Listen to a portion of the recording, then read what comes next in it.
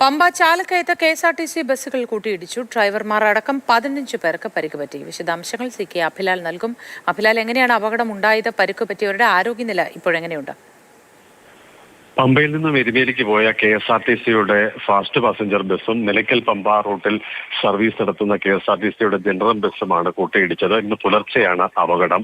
രണ്ട് ബസ്സുകളിലെയും ഡ്രൈവർമാരടക്കം 15 പേർക്കാണ് പരിക്കേറ്റത്. തീർത്ഥാടകർ പരിക്കേറ്റവരിൽ അധികം പേരും തമിഴ്നാട് സ്വദേശികളാണ്.